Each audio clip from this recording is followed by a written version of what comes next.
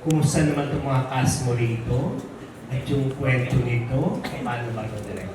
Ano makikita ng manunood dito sa November 27? Siyempre po, nung in-approach po ako ng Regal to do a horror film with them, matagal na po ako huli gumawa ng pelikula. 2013 pa yung pagpag siyang nabuhay with Katniel, which is under Regal then and Star Cinema. So, nung in-offer nila ako ng horror movie, syempre parang ang laking opportunity siya na ang tagal ko na hindi gumagawa ng horror movie, so gawin natin. And then nung na-mention na nung time niyo, they were casting Miss Maricel and Janela, syempre parang hindi ka nahihindi kasi first time ko makatrabaho si Miss Maricel, na alam nyo naman, di ba, institusyon na sa ating industriya. So, it's an honor for me to have worked with her sa project. So, very excited ako nung in-offer yung project. And story-wise po, buo kasi yung kwento nung tatlo, ni Miss Shine, ni Miss Mary, saka si Janela.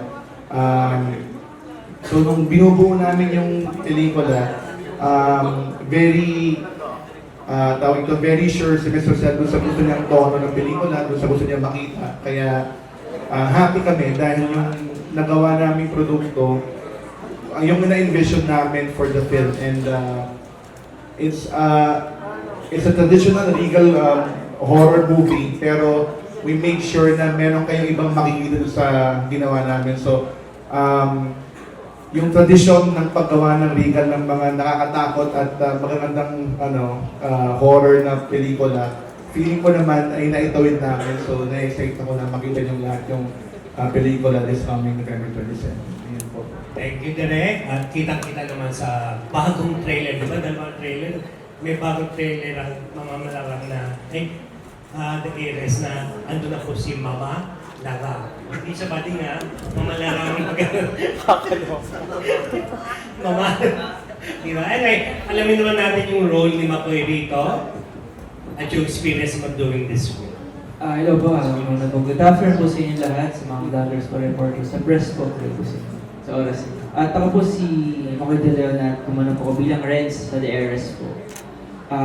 Ako po yung isang dating probinsyano na sige din na probinsyano dati. Kaya ako nagmulat sa kanya sa syudad at siya yung nakasama ko sa lahat ng kakataon din. Pagka kailangan niya ako, bigla na lang nandun, bigla.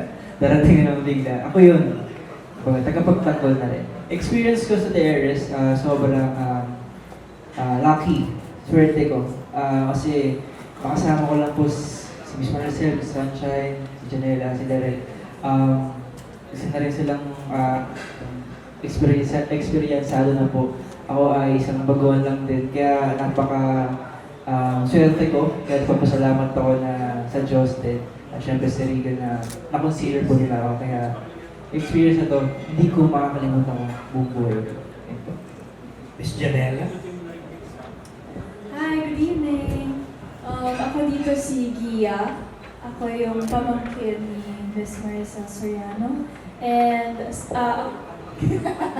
Miss Maricel Soriano. Hindi, si Auntie Luna, siya yung auntie ko. So, si Auntie Luna gusto niya ipasa sa akin yung, kasi magbabarang siya. So, gusto niya ipasa sa akin yung powers ko. Ako, taga-probinsya ko, lumaki ako sa kanya. Siya talaga yung kasama ko my entire life. Kasi yung mom ko, nasa Barcelona. So, si Miss Barcelona.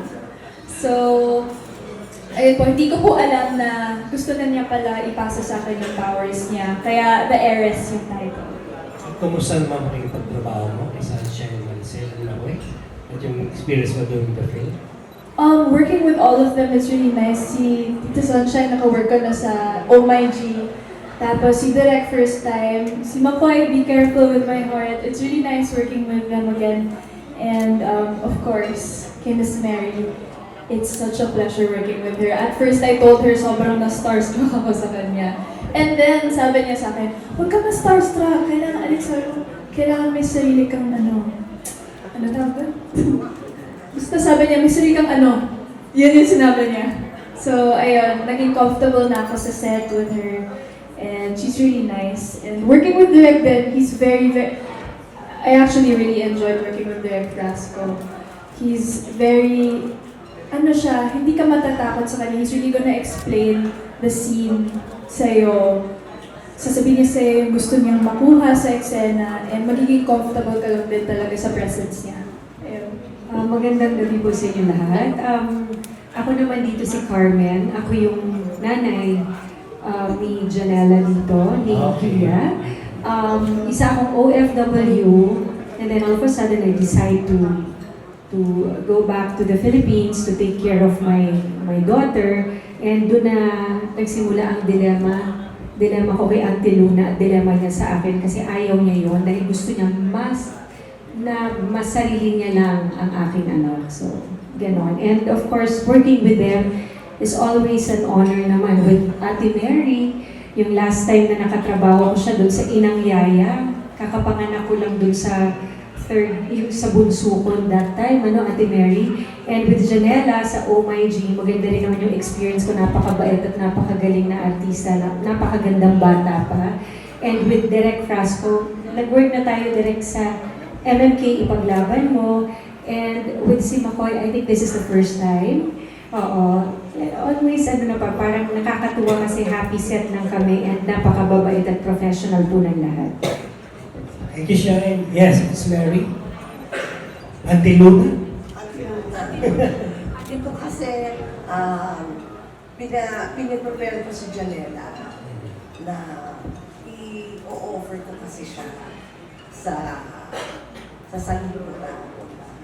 Doon ko siya i-offer. So, naiinip na ang lahat sa pag-offer ko sa kanya. Kaya, ako yung binabagsakan ng sisi. Ngayon, dito kasi nung bata ako, yung younger days namin dito, umibig si Luna. Pero niloko siya. So, ang ginawa niya, ginampihan niya yun. Kaya makikita niya sa part na yun na pinatay niya yung lalaki. Ngayon, nagkaroon sila ng usapan ni Carmen na hindi niya nagagawin ulit yun na titigil na siya. Nagbigay siya ng commitment, parang gano'n. Hindi niya nagagawin pero ginagawa pa rin niya. Doon, tapos doon niya nalaman na ina-offer ko siya sa lahat ng mga naghihintay. Kaya, yun ang dilema ko naman kung paano. Umuwi na isang beses na gupit na ang buho, kaya doon ako nagalit, nag-hysterical ako. There's more to that. Kwento lang si Mary. Marami pa yung mapapanood na maraming Siyempre, sila. iba ko yung kwento sa nakapanood ninyo. Kaya panoorin po ninyo. Kumusta namang work, Makoy, Janela, and of course, Sunshine after long time? Si Makoy, yung wala ng trabaho, di ba? Si Janela din. Pero kami ni Shine matagal na si Direk, ngayon lang din kami nagkatrabaho. Kaya excited ako. Dahil yung kwento ni Direk sa akin, 7 years old lang siya noon, naliligo siya. Biwing-biwi na si Ate Mary. Naliligo siya. Biwing naman ako. Yun yung recollection ni Direk sa akin. 7 years old pa lang siya noon. Katok sa bali nagmamalik. Kasi kumilisang nga dyan. At ang kita meron mo, nabibilig na. Yun ang aming ni Direk. Pero kami joke namin. Okay, thank you. My questions are for Miss Janela Salvador. After doing this movie, are you now afraid that a mambabarang might suddenly appear to you? In what areas in your house or in other locations other than your house are you now ever so watchful that a mambabarang might appear to you? And how would you handle that if it happened in real life that a witch, a mambabarang would show up? So like, Isa lang mo. compact. Relax ka lang. Yeah. Relax ka lang. Okay. Kanina pa Which nga, one? nung pagbaba ko, Which one? nagulat na ako doon, napasigaw ako. Like, I didn't yeah, know she real was life. there. Actually, yung nung una ko nakita yung costume ng mga baba, yung look ni Mama Lara, natakot talaga ako. And actually, it really haunts you, yung itsura niya. Kasi talagang, matatakutin kasi talaga ako. So, na-imagine, na-imagine ko na talaga siya minsan pag nasa bahay ako. Hindi ko pa naman siya napanaginipan, so.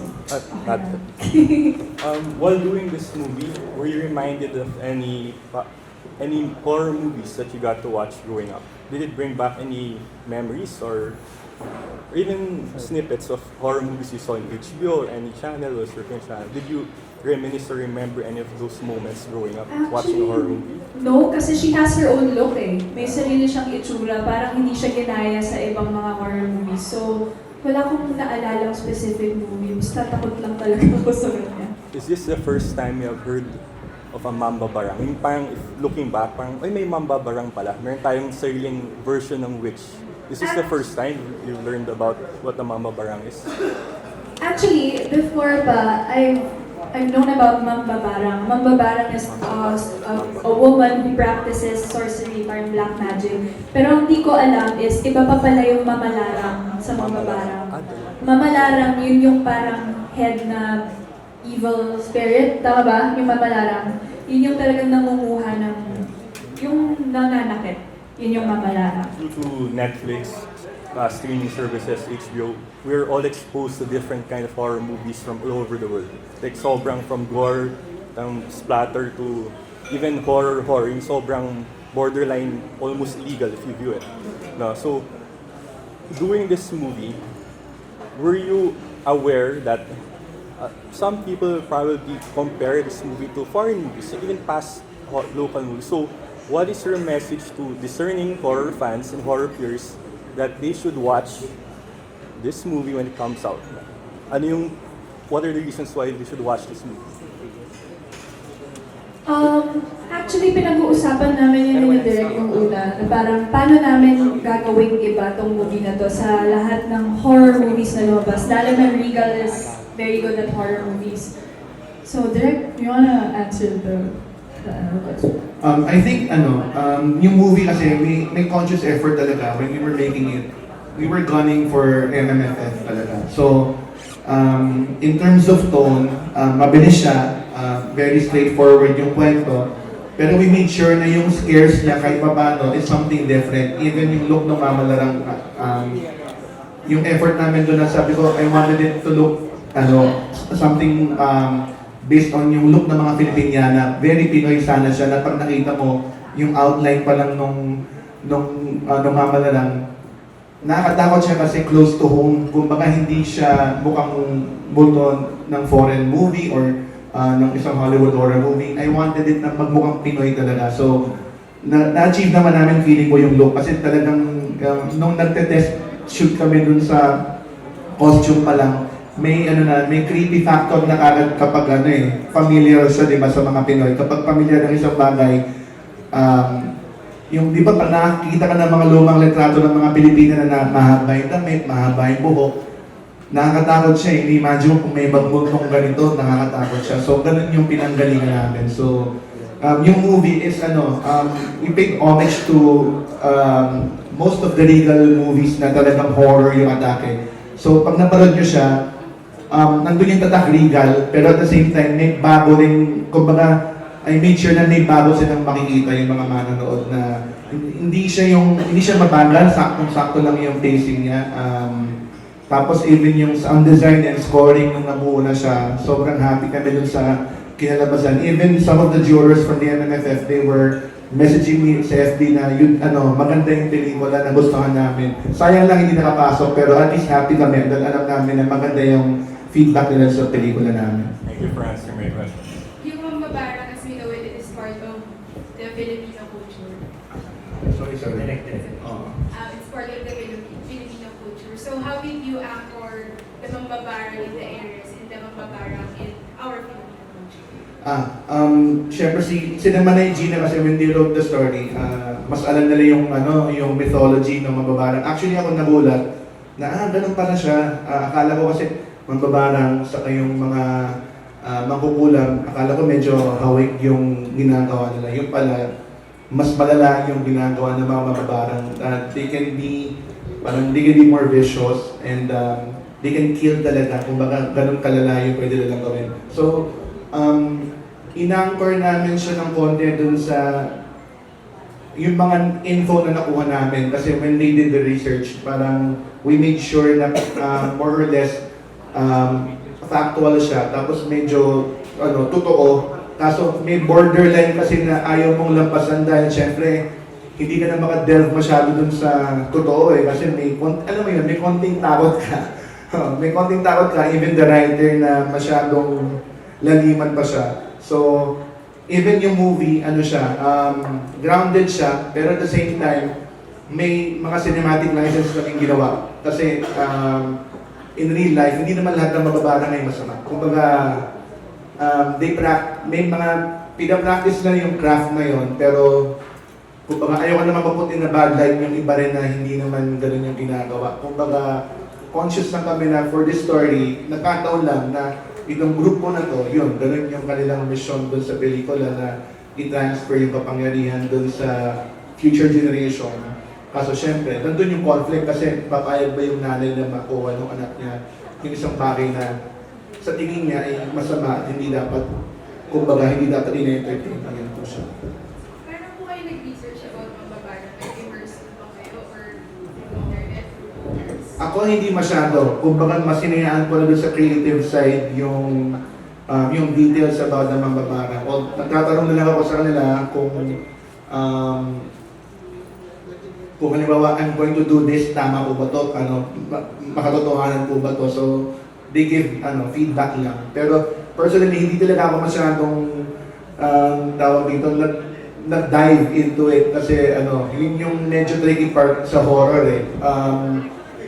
Kailangan medyo may distansya ka. So, mas nakafocus ako dun sa execution ng pelikula. Kasi when they offered the movie, buo na yung script. Kung baka matagal na yata nilang nagawa yung script eh. And then, natutulog lang. And then, they saw an opportunity to do it. They offered it to me.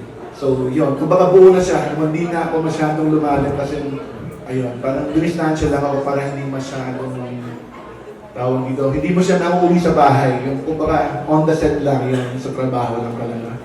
Yun. Thank you po. Thank you. Tatakot, hindi ka ba matatakot eh? Matatakotin din, pero hindi nagpapalata. Kasi mo ka, pag nasa ginagawang special events, siyempre misteryosa ka rito. Kasi yung mga ibang films na gawa, ako yung natatakot. Palagi Ngayon kami nagsagad ng pito. Parang tumitindig na mga balahibo dito, di ba?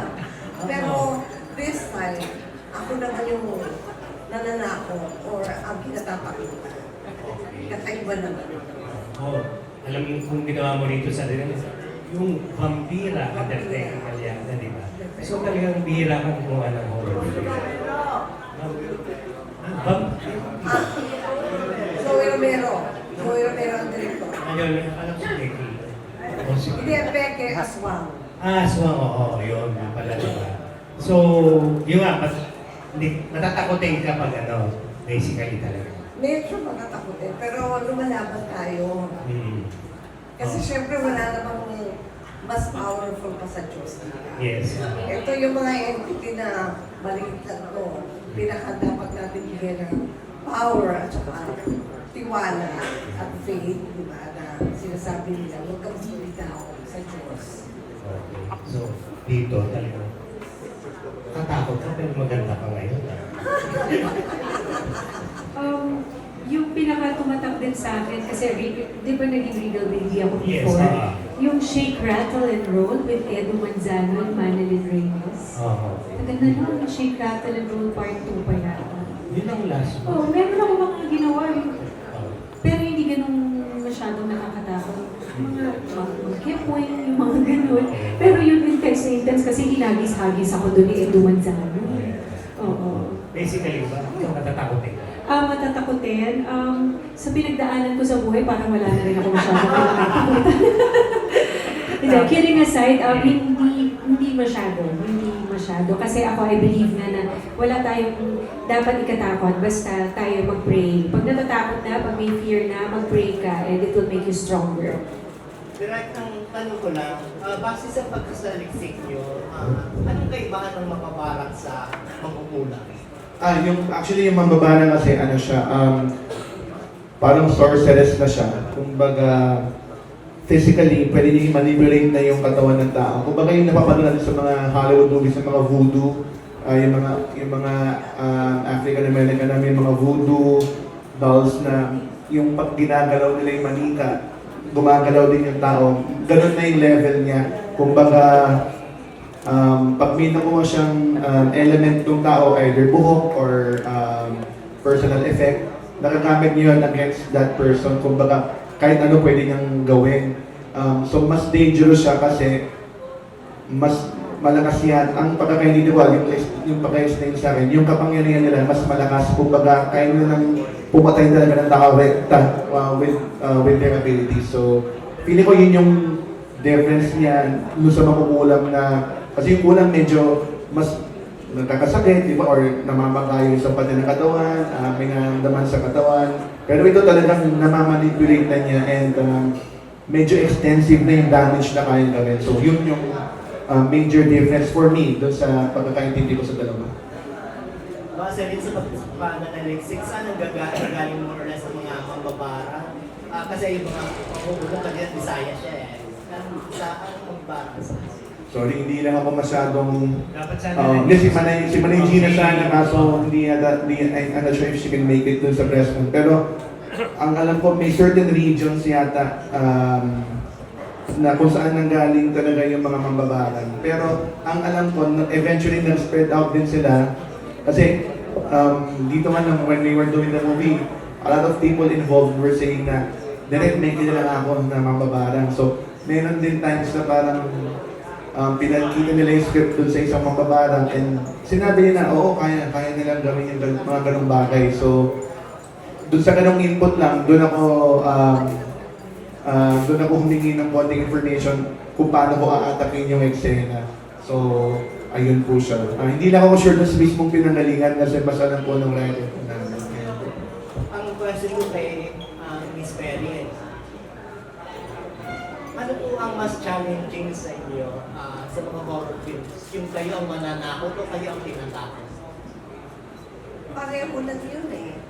Para sa akin kasi pareho ang taas ng tension mo, ang taas ng siyempre parang mabulat ka talaga. Ang taas. Ito naman, para ikaw naman ang mahuhulat. Kayo doon eh. Para ikaw ang hulunan. Kasi kailangan maging successful yung panggugulat mo.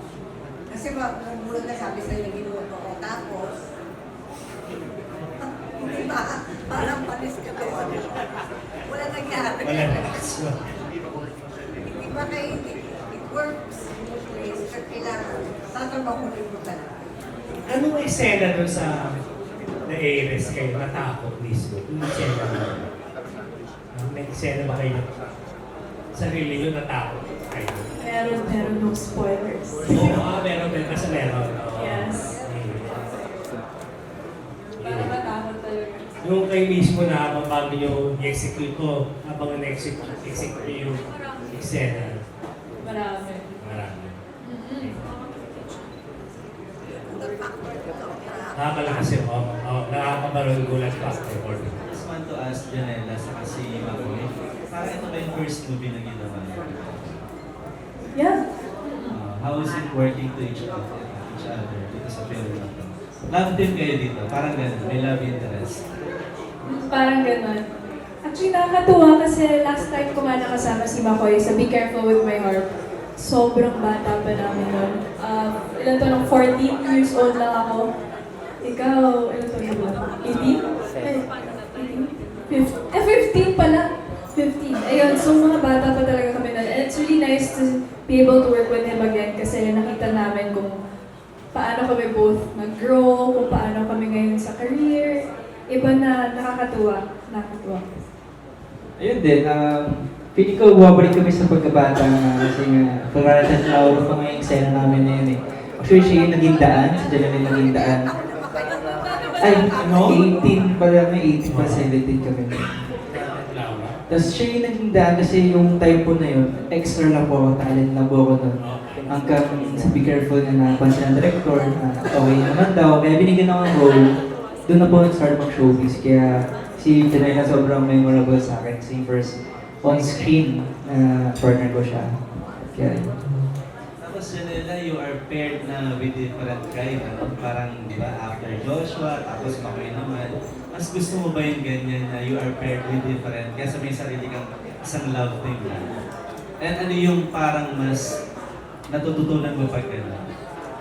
Oo, sana. Kasi I have no problem naman with love teams kasi it really helps lalo na with some people lalo na pag sobrang strong ng partnership nila. Nakakatulong talaga.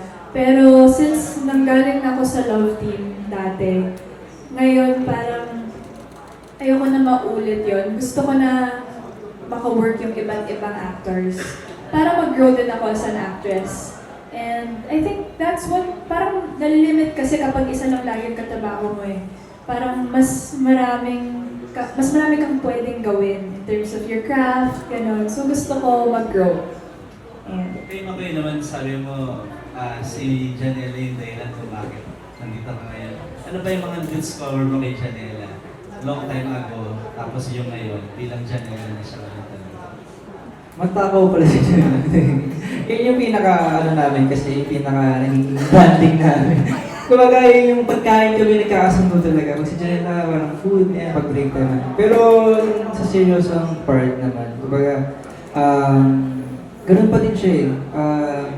Siya yung parang actress na extreme, parang really, na pag may ginawa siya, talaga, todo talaga. Katulad sa Be Careful, sobrang girl niya dun. Dito naman, sobrang probinsyahan talaga na makita mo na as in, ginawa niya yung character niya at pinag-aralan talaga niya. Yun yung gusto ko sa naging hardworking siguro sa ganung bagay.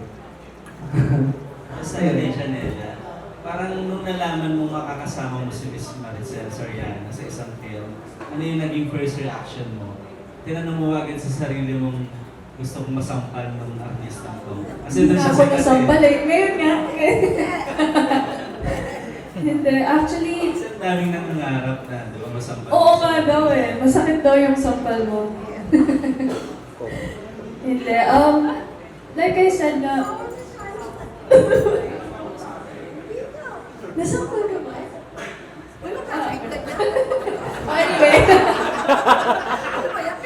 Anyway. Ayun nga, nung nasabi sa akin, medyo na-pressure ako. Kasi nga, syempre, pag ikaw ba naman sabihin na maka-work mo siya. Pero nung nakita ko nga siya, sabi ko kay Tita Beth, yung handler ko, Tita Beth, hindi ko lang paano ko mag-ahay, nahihiya ako kasi na-starstruck ako. Pero yun na, when I started talking to her, she was very warm. Sobrang warm niya. Tapos, ang dami mo din matututunan sa kanya kasi ang dami na din niyang pinagdaanan. So, lalo na in terms of acting din, pagka-eksena mo siya, ang dami mong matututunan. Miss Maria, tanong ko lang po, how do you rate yung acting ni Janela dito sa Heiress ng movie? She's an 8. She's very good. Sunshine is also an 8. She's very good. Diba? Ang gagaling nila, I'm very lucky na nakakabaho ko sila ng dalawa. Kasi usually, maraming sinasabi yung mga tao before, bago ko palang makakasama sila Judy Ann, si Jones, tuloy ang tawag ko, si Jolina, tapos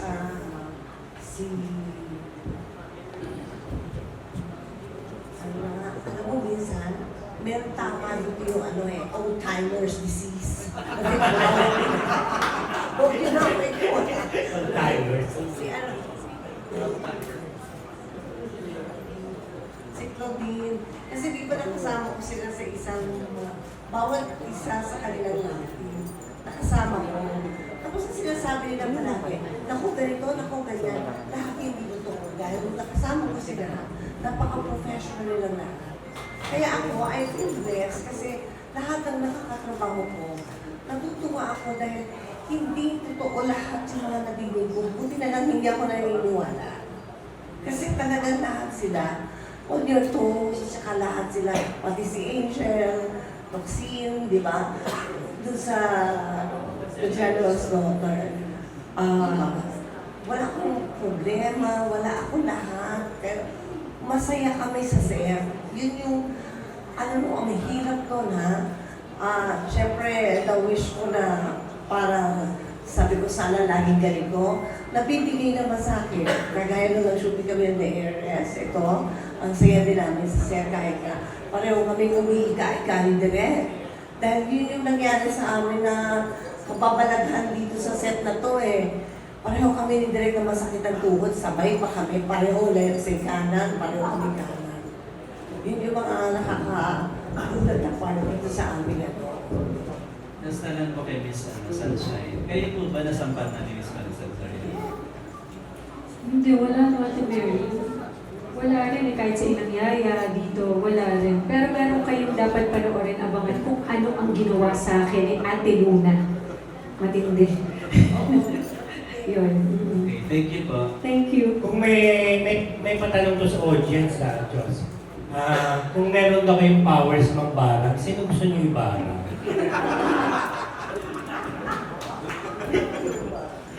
Diba? Alam nyo, kung meron man, hindi mo gagawin sa kapwa mo. Okay. Kahit nasa kagalit mo, hindi mo gagawin yun kasi nakuwali sa no-no dahil meron tayong Diyos.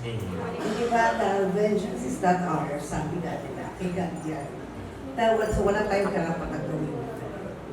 Ayan na, tanong sa akin. Ikaw ba? Saan siya bang meron gusto mong Wala. Okay na okay ako. Nabarang na. Nabarang ka na. Tapos na. Si Janelle, ikaw? Meron. Wala. Wala ka. Masaya naman ako. Ano Good, ba? di ba? Oh, okay. Si Makay ba meron? Meron din? Si Direk ba meron ka raw? Hindi pwede, baka mabash ako online eh. Yan, joke lang. Pero wala naman. Kasi naniniwala naman ako yung pagbabarang. Pwede mo siyang gawin, pag ginawa mo siya ng masama yung epekto. Pero ang alam ko kasi, may mga mababarang na nagagamit yun ng, sa mabuti. So, kumbaga, lahat naman ng bagay may negative, may positive. So, ang alam ko yung pambabarang, meron din kayang, kumbaga nagagamit din nila in a positive way yung pambabarang na yun. Since ang title ng movie is The Heiress, Miss Maricel, alam naman natin na kayo po ang Diamond Star. At para ma-reach yung point na yun, syempre, napakarami ng achievement. So kung kayo po, at one point of your career, naisip niyo po ba na sa mga nakikita niyong younger generation na yun, may nakita po ba kayo karapat-dapat magmana ng title niyo kung sakasakali?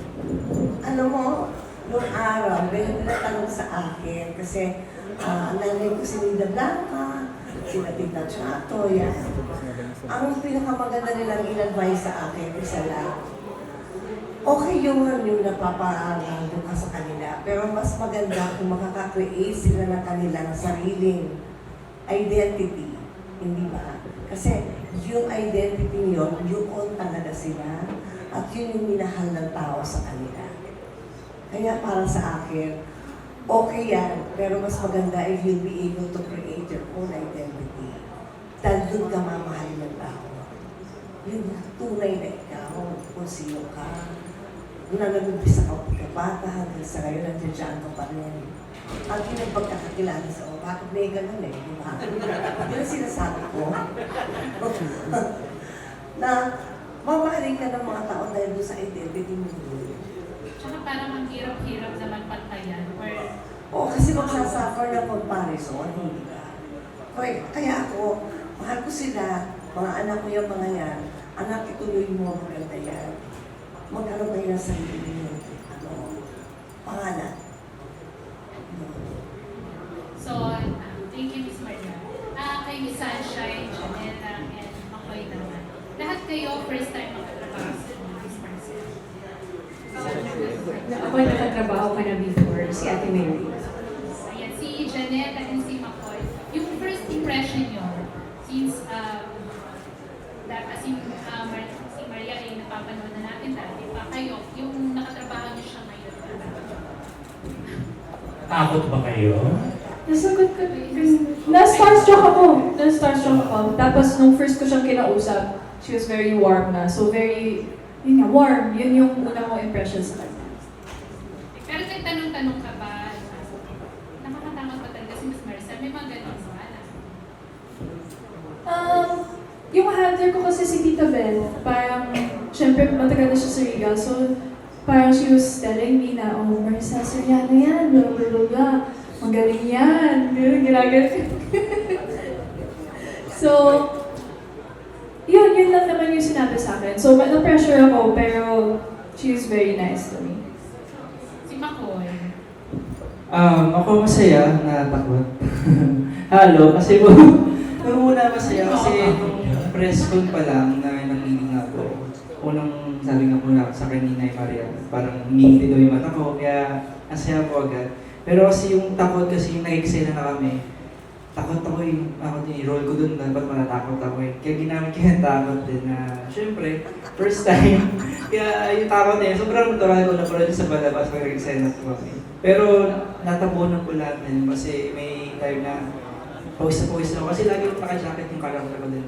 Tapos pawis yung likod ko. Nagulat ako yung biglang nagano sa likod ko. Si Nay Maria, naglagay ng dito sa likod ko. Sobrang ako, nagulat ako. Baka napakaswerte kong artista na naging nanay ko mismo sa set, si Nay Maria. Yung beam ko niya, nandun na sa akin pa, di ko nialabhan, nakatabi lang sa akin.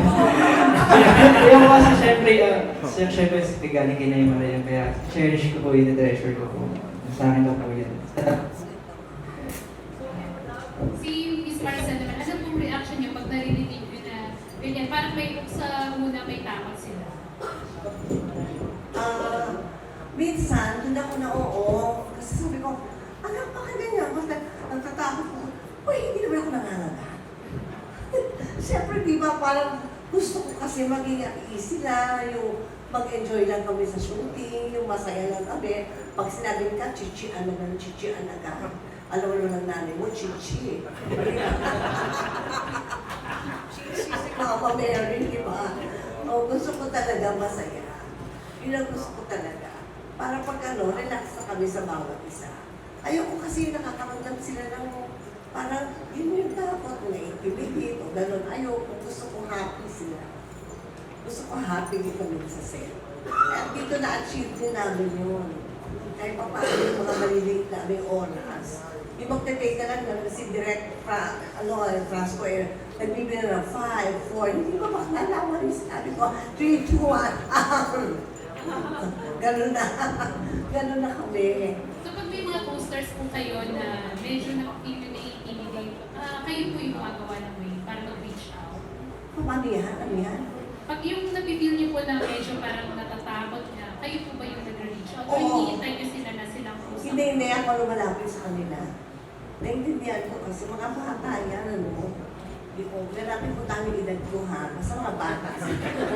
Mga bata yan, mga yan. Siyempre, naaamin yung mga bata, kaya ako na lumalapit. Pag Regal na nag-offer sa'yo, diba? Last year, may tumamis, tapos ito na Heiress. Regal lang nag-offer. Siyempre, marami nag-offer sa'yo. Bakit Regal lang nag-offer sa'yo? Talagang music create na gagawin. Alam mo, I'm so blessed na kay Mother Lily ako. Sobrang blessed ko kasi dito sa Regal nung araw pa, wala dito yung paistaran, wala dito yung kabugahan. Dito talaga, kailangan lalabas mo yung talent mo. Tapos syempre dati, dahil si Mother mahilig sa maputi yan eh, tsaka sa magaganda, hindi ako kasali doon. Hindi ako kasali doon sa maganda. So sabi ko, si Cookie lang ang maganda doon, tsaka si Gabi. So sabi ko, ako paano ba yan, hindi tayo paborito ni Mother. Pero okay lang, dahil mahal ko si Mother. At turing ko kay Mother, nanay ko talaga. Ngayon, hanggang sa naglaon, ito na nga tayo ngayon, gusto ko lang makita si Mother talaga na masaya siya. Gusto, yun ako ang wish ko talaga, maging happy si Mother. At gusto ko lagi ako nandito sa Regal, kung kailangan niya ako, nandito ako. Kulang na nga lang sabi ko, kahit walang bayad, pero huwag naman. Kailangan ko rin kumita. Mother, kailangan ko rin kumita kay Mother. Pero kung tutusin talaga ako, okay lang. Gagawin ko talaga yun para kay Mother. Na walang pag-iimutat mo katapatan. Totoo yan. Yes. Palakpakan. Ayan po, para sa mga very mga vloggers ngayon, kaya inuuso na ng express. Baka hindi nila alam yung kwento na natin sa isa rin. Kasi nanay din ako, kaya alam ko yung pakiramdam ng isa ina, gaya ni Mother. na mahal niya kami lahat. Alam ko yun. Pero yun nga lang, mas mahal niya yung magaganda. Yung magaganda, hindi maganda eh. Hindi ako mistisa eh. Pero, pinakita naman sa akin yung mother, yung pagmamahal din. At eto ka uli sa Regal, di ba? After several Kaya years, I di ba? cannot say no to my mother. Mga giveaways po kayo itong mga naka-display. Giveaway namin. Kaya direct muna.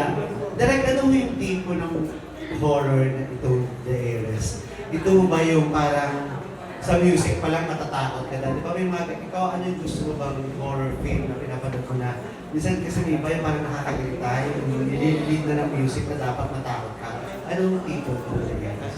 And ako personally, lahat ng klase ng horror, gusto ko naman siya. Kaya nung binubuo ko namin yung pelikula, very conscious akong tinatanong ko sa mother, sa Mr. Cell. Mr. Cell, ano po bang klaseng horror ang gusto niyo makita? So yun nga, tulad ng nasabi ko earlier, since tinatarget namin nung una MMFF, very very Pinoy yung horror niya. Hindi siya mabagal, hindi siya yung slow burn na horror. Pero yung pagkakabalanse namin nung tono dun sa pelikula, natuwa ako kasi iba siya dun sa mga nagawa kong horror movies with Star Cinema. And yung pacing po niya, for me, tamang-tama lang. Hindi siya sobrang bilis na kakagulat lang, mamaya may nananakot agad. Yung scoring niya, hindi siya yung wall-to-wall na parang nararamdaman mo, ito na, may lalabas na kasi kung bumibuild up na yung music. Kung baka may mixture kami na may mga parts na ganon, pero may mga parte na sinadyahan namin talaga na sound design lang, minsan walang tahimik ng mga, kung baka binabalanse namin siya para maiba naman yung mapapanood ng mga tao. Pero at the same time, iba siya, pero at the same time, alam mo yung very nostalgic kasi yung feeling na parang is a Regal Films horror movie na feeling ko na modern lang yung style. Kung baka nandun pa rin yung tatak ng Regal na hindi namin tinanggal. Siyempre, pag sinabi mong Regal, kailangan yung kwento may konting bilis. Hindi naman na masyadong pinapaisip yung tao, pero merong enough mystery pa rin para may inaabangan sila. So, napanood ko na kasi yung pelikula ng Beresnan dahil binubuo namin siya for submission. Happy ako doon sa kinalabasan. Even yung scoring, pinagayabang ko talaga kahit na pinsan ko yung gumawa, si Francis Concho. Maganda yung pagkakaatake ng music natin.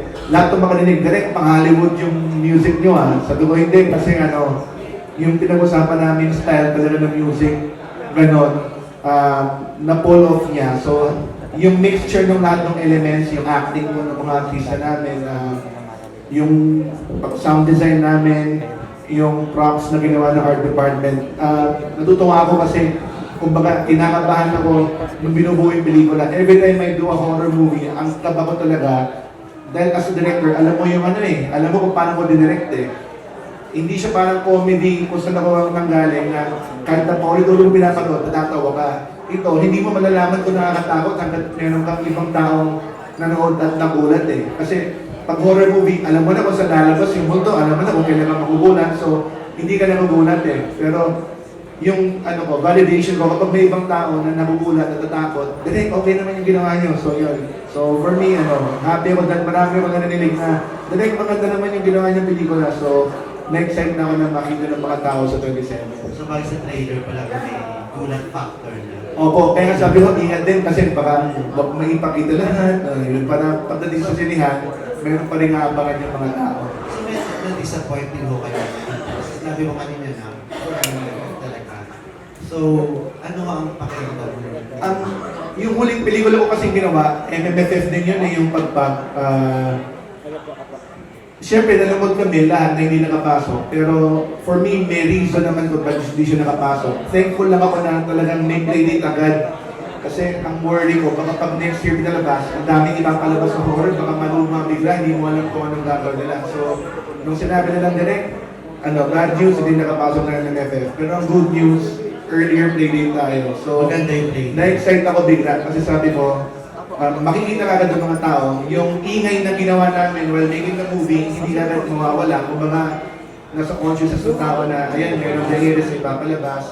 And for me, feeling ko may bawas din ng pressure kasi iba rin po yung pressure pag NMFF, di ba? Yung andun yung stress dun sa paggawa ng float, yung pagpapalig, yung pag-promote, dahil NMFF siya. So for me, may pressure na nawala, pero at the same time, lost opportunity, pero I'm sure na may rason kung bakit di kami nakapasok. And for me, mas maganda siguro na hindi kami nakasama. Pero direct may mga, sabi mo, di ba, may mga nakarating sa'yo comments from MLFF na nagandahan sila. So, medyo nabuhayan ka ba?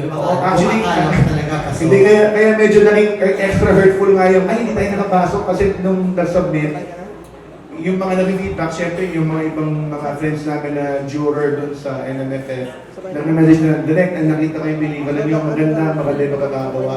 Hopefully makapasok. Eh nung nag-announce na, ayun, nalabot kami lahat na hindi nakapasok, pero hindi naman ako masyadong na-hurt na sobra. Parang sabi ko, well, ganun talaga, hindi naman tayo lahat. So may reason talaga si Lord siguro na hindi tayo sama dyan. Ayun, so I'm sure na maganda naman yung malalabasan ng pelikula kahit hindi kami nakasama. May dagdag ka daw, Miss Mary, na ikaw, syempre, pag MMFF, di ba iba naman talaga yung energy ng mga artista kapag yung paparada, lahat hanggang sa awards night. Pero kaya nung sabi ni Direk, may plano ang Diyos kung bakit kayo kami i-airing. So sabi ko naman, hindi naman natin pwedeng questionin kung anong plano nila, di ba? Malay mo, mas malaki yung kitain namin dito, mas magiging mapapasaya pa namin si Mother. O, di ba? Yun naman ang habol namin.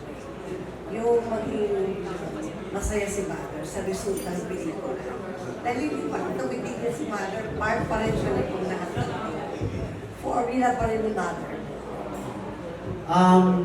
Diretso, dugtong mo na rin ang tanong. Kanina mental si Janice tungkol na doon sa mga artista ko, actors, na medyo ilang sila sa'yo, takot sila sa'yo ng mga trabaho. Tingin mo, ano ba ang dapat sa mga artista na iwasan nila para hindi sila matakot sa'yo?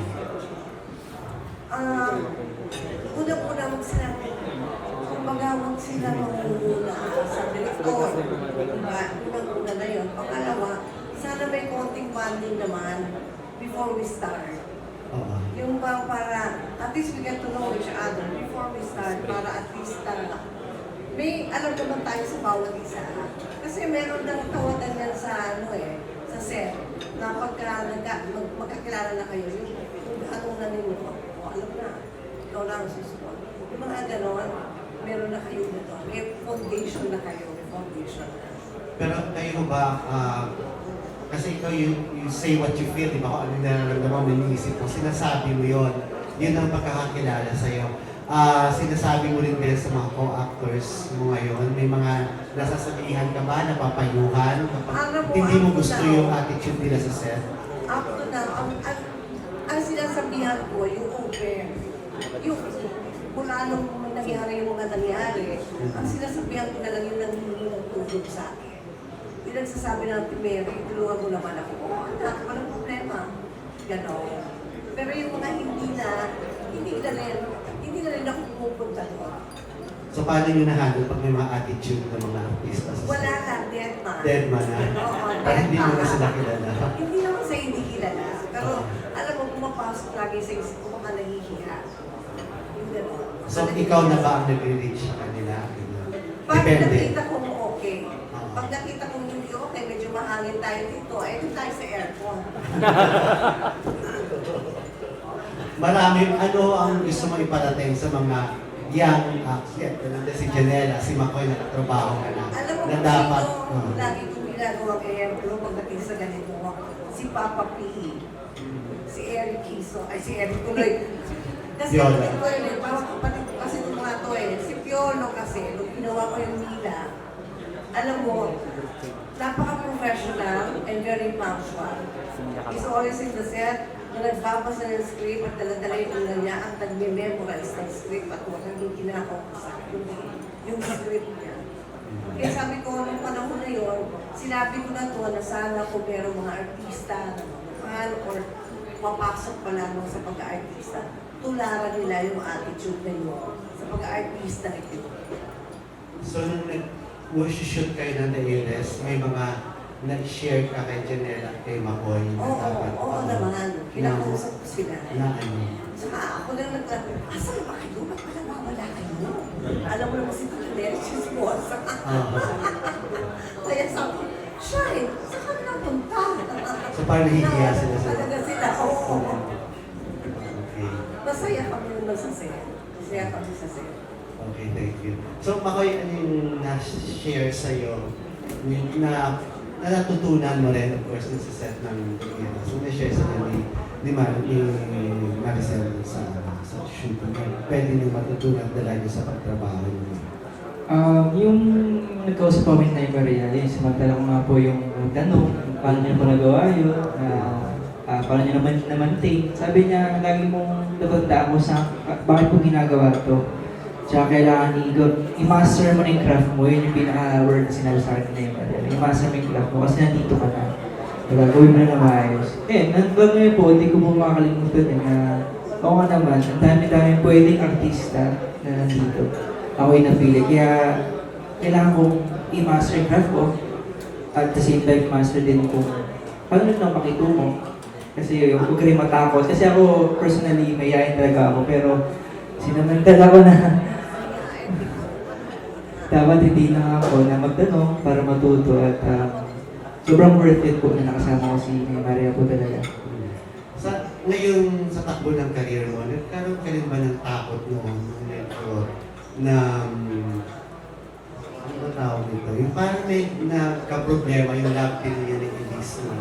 So parang mo parang nag-suffer pa ang career mo dahil nga sa ano niya sa pag-unsyabi ng love team ninyo.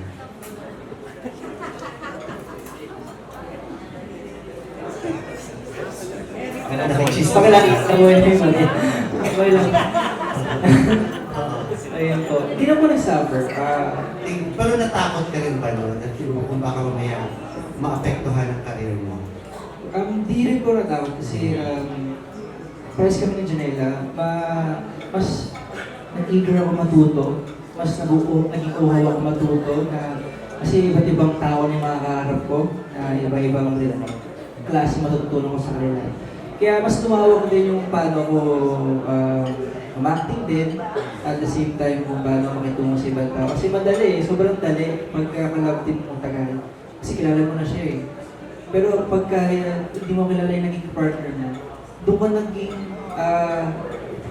naging gusto ko nang alamin kung ano pa paano siya matake. Sabihin doon nag-start na gusto ko matuto. Kaya yung suffer naman, hindi ko naman isip kasi parang negative naman. At hindi naman nagsisisi na siya yung naging love team ko at akin naman na may natutunan din ako sa kanya at masaya naman din ako sa nangyari sa akin. At sabi nga din ni Direk, may rason si God kaya nangyari.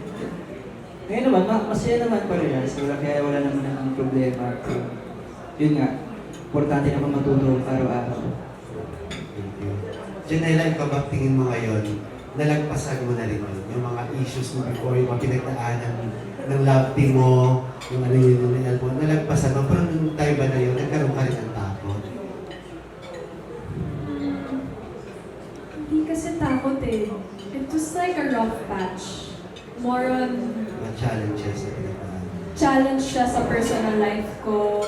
May pinagdaanan talaga ako. It was a certain stage of my life na kinailangan ko din talaga pagdaanan.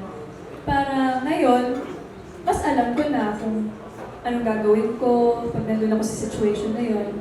I know how to handle life better. And actually, alam ko may mga darating pang challenges kasi gano'n naman talaga eh, minsan nasa taas, minsan nasa baba. So, just if there's one thing I learned, I have to be prepared din talaga for kung may problema ang dadating. So after nung nalagpasan, yung tingin mo, kaya-kaya mo na kung mga natin. Kaya-kaya After mo nalagpasan yung mga challenges na yun, ngayon tingin mo, kaya-kaya mo na kung may dadating pa. Na ano? Kaya mo na harapin. Na ano? I-handle, of course, kung may mga darating na mga challenges. Oo naman. Kayanin mo na. Yeah, if it's the same thing, then I know how to handle it na. Ikaw, personally, anong gusto mong makilala? Kasi Heiress ka ng mama o ng dad mo? Nako, Both. Kasi I feel like they've both established themselves in their own ways. Yung dad ko very different, yung rockstar siya, rocker siya eh. Tapos yung mom ko naman theater talaga siya. So, I'd like to think na nakakuha ko ng bits and pieces of both of them. So, both. Yeah. Pagkatao mo, pagiging strong, kanino mo naman eh? Pagkatao, Oo, so, hindi ko alam eh, halong-halo eh.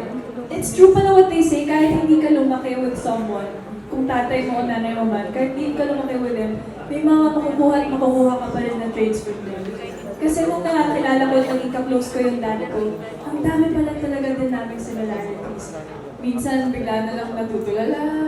Ganun yung dad ko eh. So nakuha ko sa kanya yun, di ba? thank you.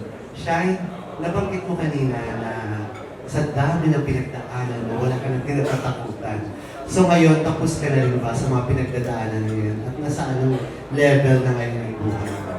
After dun sa mga pinagdaanan mo rin sa buhay. Gordy, kasi ako I believe na habang may buhay ka, may mga darating pa rin talaga pagsubok sa'yo. Like my mom is 70, 71, hanggang ngayon may stress pa rin siyang nakukuha. So I think talaga everyday is a learning process. Expected ko naman na marami pang darating na pagsubok sa akin. Pero alam ko na kakayanin ko with God's help, of course. Yun lang yung sa akin. And lagi naman kung merong dumarating sa akin, it makes me stronger. Mas natututo ako. Yun ang mahalaga, na meron mang pagkakamaling nangyayari sa atin. Pero sa huli naman, meron tayong natututunan sa pagkakamali natin. Kasabay na rin ba dun yung pagpapatawa? Huh? Kasabay na rin dun yung pagpapatawa? Pagpapatawad? Of Yes, course. okay. Lagi naman kailangan marunong tayo magpatawad kasi we won't be able to move forward if we don't know how to forgive. So, okay na yun. I mean, okay na lahat. Settled na lahat. Abay, kung merong hihingi ng tawad, magbibigay naman ako ng kapatawaran. Okay. Bilang may nagkalabit na sa likod ko, mamalarap ito. Ayan, si Mama Lalaki. Patawarin din natin siya.